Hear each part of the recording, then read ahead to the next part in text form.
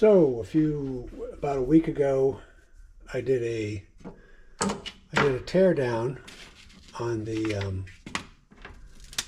this little disconnect breaker, PV disconnect breaker, and this is the 400 volt, and I believe it was 30 amp version.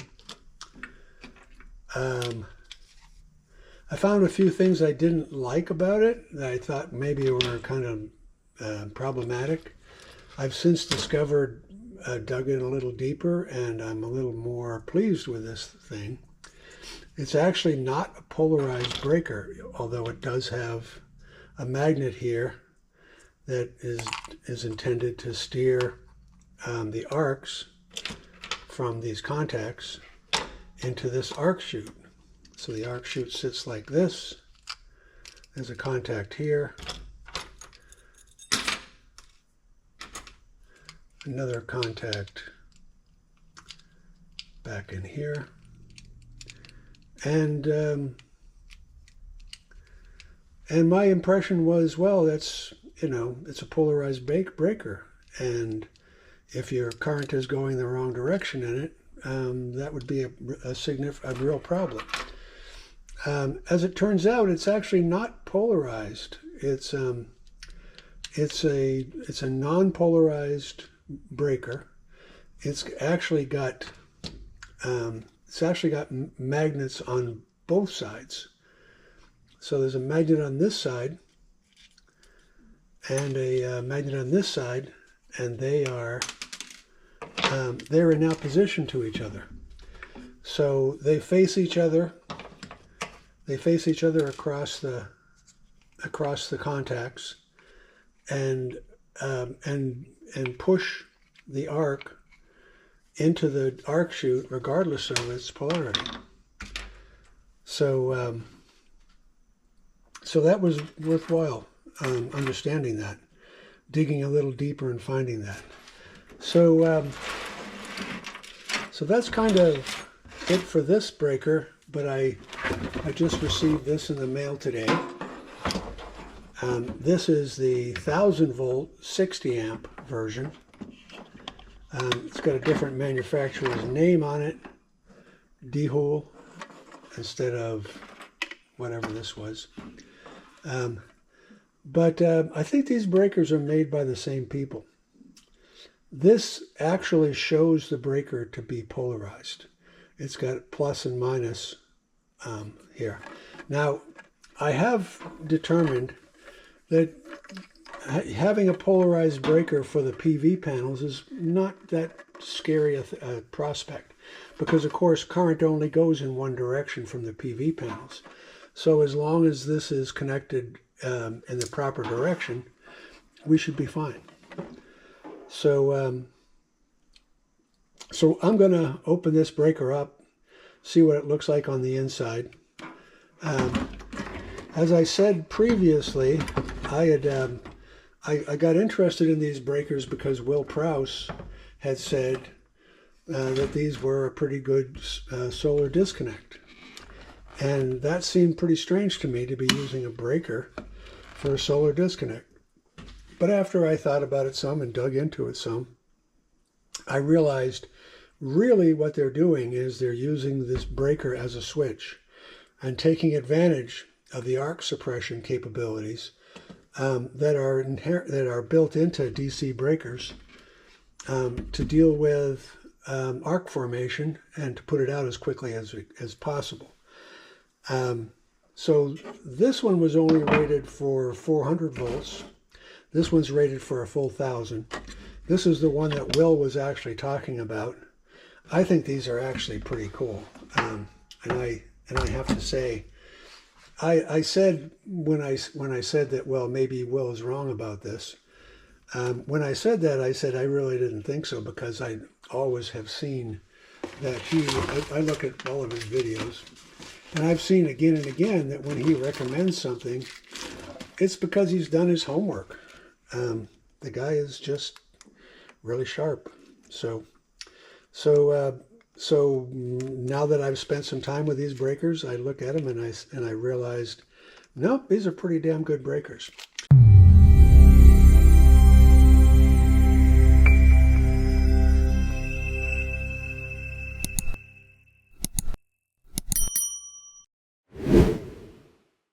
They also come with MC4 connectors, so you don't have to worry about having a mismatch. You have to make these up, but these, the biggest issue with MC4 connectors, especially if you're using connectors that came from a couple of different sources, is that the pins and the connectors themselves can be a little different size, and some of them are kind of wimpy. So these are not. This is so as usual. There's a pin inside the female connector that looks very male, and then the male connector fits on top of that pin. Now these are as stout of a set of MC4 connectors as I've seen. Most of the ones that you buy in quantity and make up are quite a bit less quality than this. It looks like they're actually made for the ends to be soldered. This is not really. This doesn't look much like a crimp connector. It's too thick for that. I really am not a big fan of soldering power electrics. I'd much rather crimp. And I suppose that a hydraulic crimper could crimp on this. But it does look to me like something that's made for soldering. So the question of whether this was crimped or soldered was just bothering me too much to leave alone. So so I cut up this MC4 connector so I could take this apart. Of course, now it won't come apart. Come on, you little bugger. So it's crimped with a lot of force, but that answers the question. But the quality, as I say, compared to typical MC4 connectors, that's a nice connection. I'm liking that. So it comes with those. Also comes with a MC4 wrench, pretty good quality one. Installation instructions for mounting this on the wall. As you can see, there's 4 thicker panels that are meant to be drilled out, and this is a drill guide. So it's a guide both for drilling out the plastic and also for drilling on the wall. And it comes with some decent quality anchors. So a good degree of waterproofing on this. This case is actually even a little sturdier than this one. It's got some pretty decent hinges. And again, and down in here you can see the waterproofing. The switch, clearly a hefty spring in there, indicates that it's closed, indicates that it's open. And you can see right here, it says that it's polarized, which is kind of a surprise because the other breaker was not. I'll be curious to see if these truly are polarized breakers. So what I'm going to do is, there's quite a bit of room in here. You know, I can see that you could probably pretty easily lift this breaker out, do your mounting. But of course I'm going to make it a little easier on myself because I'm going to be taking this all apart anyway. Very nice to see that the wires have have ferrules on them. And not just a ferrule, but a rectangular ferrule, which is perfect for this kind of a screw connector. So that's impressive. They're not trying to just get away with stuffing in a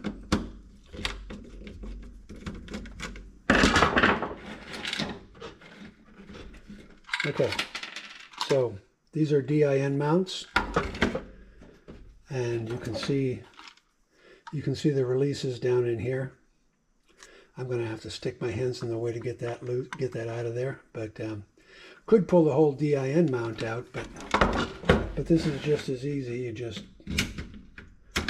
undo the clips and the breaker comes out. So this is our breaker, and it's a 2-pole. So I'm just going to drill out these. I'm going to drill these out, and we'll take this apart and we'll see what makes it tick.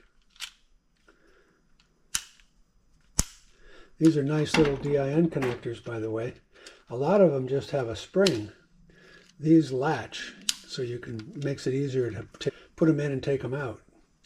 You can actually just put it in like that and push the latches in, and you're back in business. So I'm already liking these breakers a lot. So let's drill this out.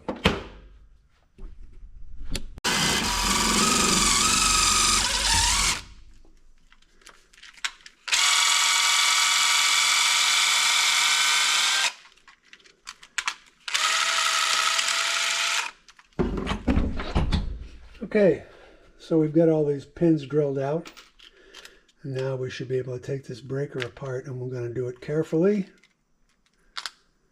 Oh my. So this is impressive. So despite the fact that it's polarized, it looks immediately like it has 2 magnets. You see this little cover right here. This is a magnet cover, and it's a hefty magnet. And then right under here, next to the contacts, there's a second magnet. The contacts are fairly impressive. This is this little kind of piece of copper here. Ooh, boy. There's another magnet. Wow. Well, that's very interesting. There's an additional magnet. So there's a magnet here, and a magnet right there. You can see this is a magnet. Powerful, very powerful one. This is a magnet. And this is a magnet. I would guess the reason they're calling this a polarized magnet is because polarized breaker is because this magnet is so hefty. This is clearly it's bound to be polarized in one direction or the other. So this is a little magnet here. Yeah, it's repelling the magnet here. And this way. So I would guess the net force is from this. I don't absolutely know that to be true, but I think it's a decent guess. So let's arm this. Oops. Maybe this has to be in place for it to arm, just to keep the spacing right. I don't think I've screwed up any of the latches yet, although I'm sure I will be soon. So this right here, of course, is the arc chute. And this is a little bit heftier and a little bit deeper than the one on the lighter breaker. I can see this is a bimetal strip, and unlike this breaker, I never did figure out how the bimetal strip was getting activated. This one has one of the contact, the power going through the breaker goes through this bimetal strip. It's welded right here, and then there's also, of course, a magnetic a solenoid, and the solenoid actuates to trip the breaker, as does this bimetal strip. Let's see if we can get this to latch. There we go. Okay, so when the bimetal strip moves down, when it, this is ready to go. Well, I think we're deep into screwed territory already.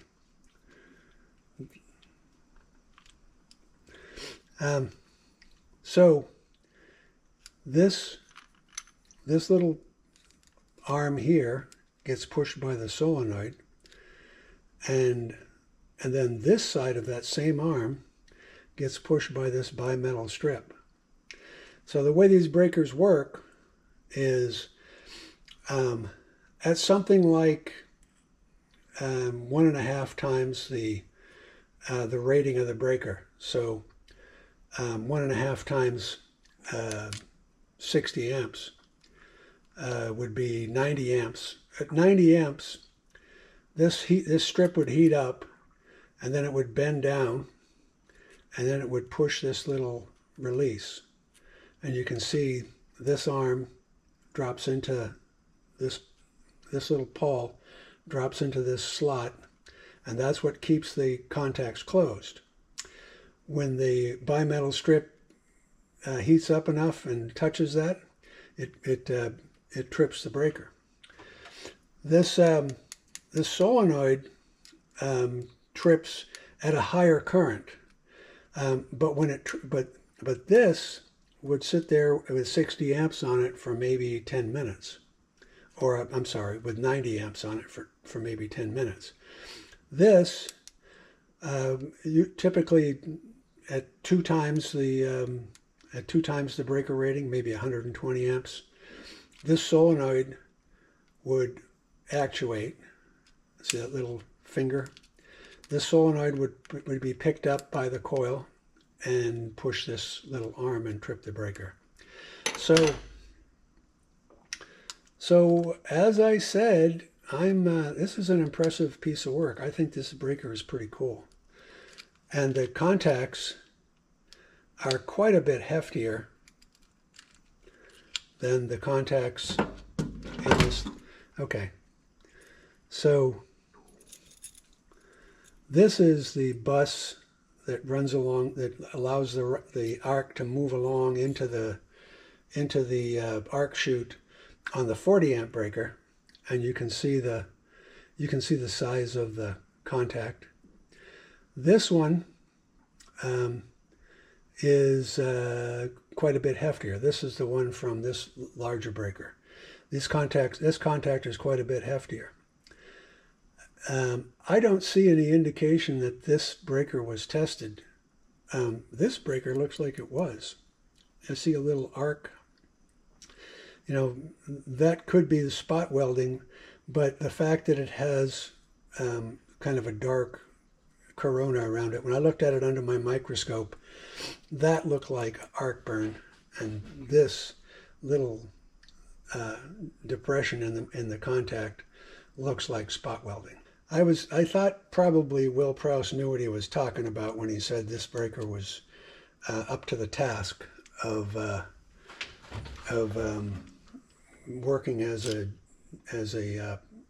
PV disconnect switch, and I agree with him. I think this is a nice piece of work. So as I said, I think this is an impressive piece of equipment, and I think it'll work just fine as a solar disconnect. I think you could trust it. I think you could trust it up to its rated value, but you certainly don't need a 60 amp breaker. The entire idea is for this, the only reason we're using a breaker here is because this breaker has been engineered well to put its arc out. So we are using a breaker as a switch, and but it's a switch with good control over the arc, so that the breaker won't burn up when we open it. And of course, being a breaker, we would expect to be able to open this under load. I still wouldn't do it. I mean, I'm kind of allergic to opening switches under load if I can help it. But breakers obviously open under load all the time. That's how they work. You know, you get an overcurrent situation, the breaker trips, it's opening not just under load, but under a higher load than what you sized it for. So I'm pretty confident in this, in Will Prowse's recommendation and in my findings that that this is a fine piece of gear. Thank you.